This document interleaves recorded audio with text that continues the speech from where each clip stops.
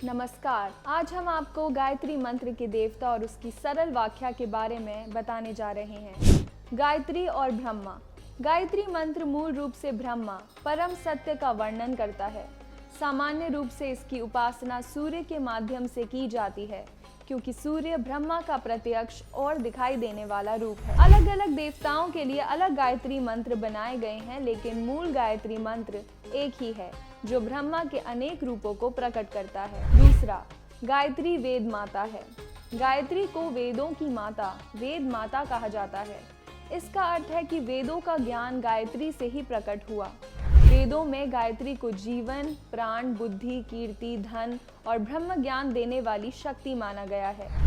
माता का अर्थ केवल जन्म देने वाली नहीं, बल्कि मापने, रचने और पालने वाली शक्ति भी है। गायत्री लोकों की रचना करती है, संसार की व्यवस्था करती है, अज्ञान पर आवरण डालने वाली माया और उसे हटाने वाली विद्या दोनों है। इसीलिए गायत्री को ज्ञान की जननी कहा गया है। तीसरा, लोकों की माप और गायत्री। गायत्री मंत्र 24 अक्षरों का है। ये 24 अक्षर पूरे विश्व की रचना और विस्तार का प्रतीक है। वेद पुराण बताते हैं कि मनुष्य से पृथ्वी बहुत बड़ी है। पृथ्वी से आकाश और सौर मंडल बहुत विशाल है। सौर मंडल से भी बड़ा ब्रह्मांड है। हर स्तर पर आकार करोड़ों गुना बढ़ता जाता है। गायत्री इन 3 स्तरों को समेटे हुए है: पृथ्वी, अंतरिक्ष और स्वर्ग, ब्रह्मांड। इसीलिए कहा गया है कि गायत्री से देवताओं ने लोकों को प्राप्त किया। चौथा है, गायत्री शब्द वेद है। वेद मूलतः शब्द है। शब्द ही ज्ञान है और शब्द ही देवी है। गायत्री स्वयं शब्द स्वरूपा देवी है। गायत्री मंत्र 3 चरणों, पदों में बटा है। हर पद में 8 अक्षर, कुल 24 अक्षर। ये संरचना बुद्धि, प्राण और चेतना को जागृत करती है। पांचवा है, गायत्री का त्रिपाद स्वरूप। गायत्री मंत्र के 3 भाग हैं। पहला भाग है सृष्टि और प्रकाश, दूसरा भाग है दृश्य संसार, तीसरा भाग है मानव बुद्धि और चेतना।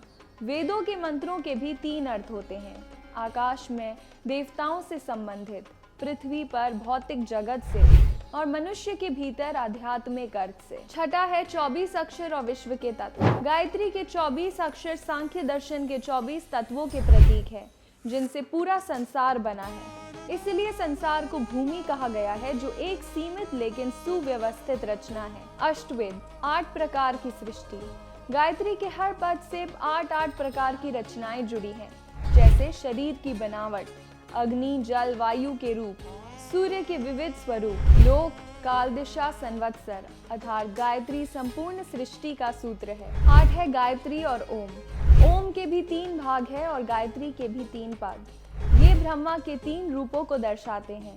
पहला, ब्रह्मा सृष्टि, दूसरा विष्णु पालन और गति, तीसरा शिव ज्ञान और परिवर्तन। इसी कारण गायत्री को त्रिवेदों की शक्ति कहा जाता है। गायत्री के 3 पदों से विभिन्न देव रूप समझे जाते हैं: विष्णु मन, सूर्य जीवन की गति, शिव गुरु ज्ञान चेतना, ब्रह्मा मूल सृष्टि और वेद, हनुमान ऊर्जा गति और प्रेरणा, देवी में सरस्वती, लक्ष्मी, काली और गणेश में शब्द, गणना और बुद्धि। अर्थात सभी देवताओं का मूल तत्व गायत्री में समाहित है। गायत्री सृष्टि का मूल है, ज्ञान की जननी है, देवताओं की शक्ति है, मनुष्य की बुद्धि को प्रकाशित करने वाली है। इसलिए कहा गया है कि गायत्री केवल एक मंत्र नहीं, बल्कि संपूर्ण ब्रह्मांड का चेतन सूत्र है। धन्यवाद। नमस्कार।